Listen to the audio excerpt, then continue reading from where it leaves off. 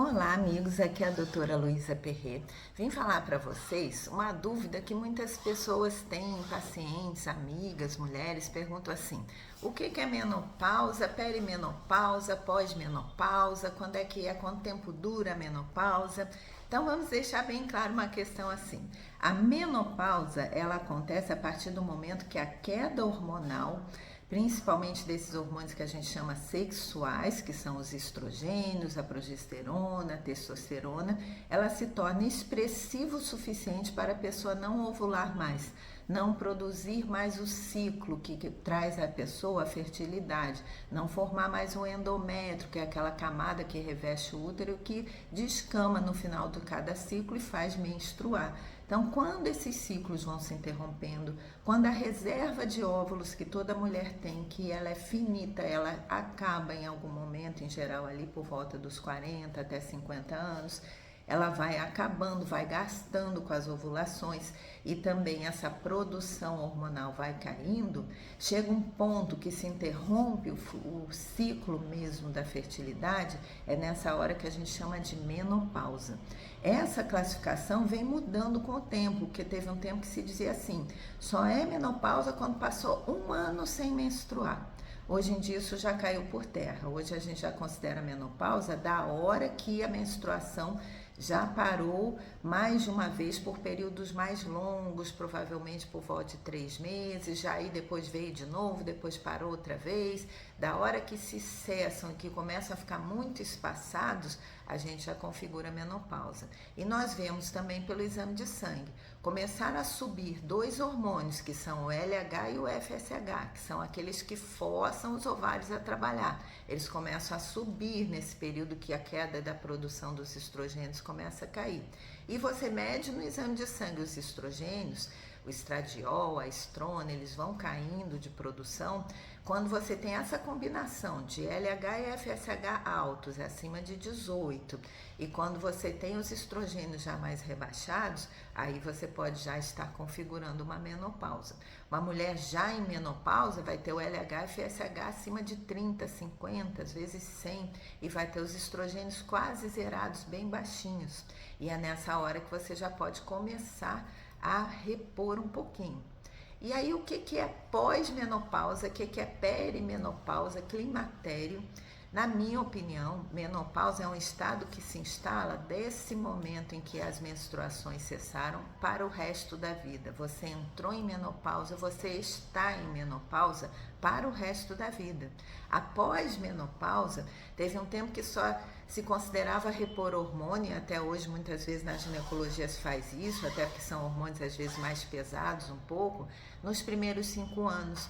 Depois isso mudou para os 10 anos e hoje em dia, com os hormônios bioidênticos, com o que a gente chama de modulação hormonal, que você usa o hormônio igualzinho ao que o nosso organismo fabrica, em doses muito individualizadas, tudo isso sendo acompanhado por exames, você pode repor para o resto da vida, até o último dia da vida.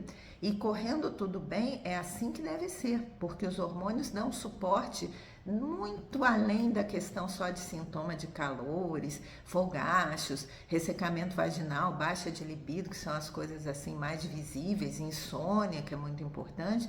Para muito além disso, os hormônios estão ligados ao cérebro, ao funcionamento cerebral. Nós temos muito receptor para os hormônios no cérebro, então quando eles vão baixando, a perda de função cerebral ela tende a ficar muito acelerada e progressiva e podem vir as demências com muito mais rapidez.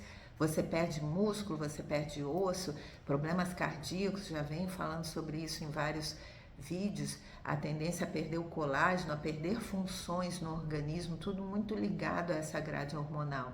E são coisas que às vezes você não vai perceber, as artérias vão enrijecendo, vão formando placas, então doenças cardíacas tendem a aparecer nas mulheres, então rapidamente elas nivelam o tipo de doença cardíaca, a frequência, a apresentação com os homens. Antes da menopausa, as mulheres adoecem da parte cardíaca 4 vezes menos que que os homens, em média, após a menopausa, adoecem 4 vezes mais, nivelam com os homens. Então, muitas mulheres começam a ficar hipertensas, começam a formar placas nas artérias, começam a ter problemas circulatórios, derrames, infartos, AVCs, muito frequentes. Outra coisa também que as pessoas não têm noção é que após a menopausa, o índice de câncer nas mulheres aumenta absurdamente, mais de 50%. Então as pessoas têm medo de repor hormônio, com medo que o hormônio dê câncer, e muitas vezes elas vão ter câncer justamente porque não repõem hormônio. E o hormônio bem feitinho não vai provocar câncer nenhum. Hoje em dia isso tudo já caiu por terra. Eu num outro vídeo vou falar sobre isso, mas já se sabe que o hormônio dificilmente vai causar, a não ser que seja muito mal dosado, hormônios muito pesados, sintéticos, que poderiam provocar. Mas o câncer é uma doença multissistêmica que tem muito a ver com processos inflamatórios, metabólicos, um pouquinho da genética, muito pouco da parte hormonal. Alguns cânceres, principalmente na parte ginecológica, têm receptor para hormônio, e aí quando a pessoa apresenta um tumor, ela faz uma biópsia, ela vê que tem um receptor ali para hormônio, aí ela não pode usar nenhum tipo de hormônio para que o hormônio não sirva de alimento para aquele tumor crescer. Mas raramente foi o hormônio que causou o problema. Um organismo que faz um tumor, seja na parte ginecológica ou fora dela, é um organismo que vem em desequilíbrio há muito tempo, quase sempre intoxicado, com uma alimentação muito inflamatória, uma pessoa com pouco descanso, muito conflituada, com vários outros problemas que desencadeiam, às vezes, processos de mutação nas células. Então, existe um pouco da hereditariedade, mas é pouco também. E o que precisa se ver é que até que se forme um tumor, muita coisa pode ser evitada, e na maioria das vezes um organismo que está equilibrado e usando hormônio não vai ter risco nenhum para a formação de tumores. Outra questão da menopausa também precisa ser vista é essa questão de perda muscular, perda de força, é muito rápido que isso se instala. As pesquisas mostram que mulheres e depois da menopausa, 5 anos depois, quem não repôs hormônio já perdeu quase metade da massa muscular. E isso hoje é um problema sério. Então, eu não considero pós-menopausa, que tratou ali 5 aninhos ou no máximo 10 anos, depois parou, porque aí a pessoa tem aquela perda toda do tempo que parou de usar o hormônio, às vezes vai viver mais 20 anos, mais 30 anos e está sem o apoio todo do suporte hormonal. Então, não existe essa coisa da pós-menopausa, existe a menopausa, que dali para frente você precisa cuidar.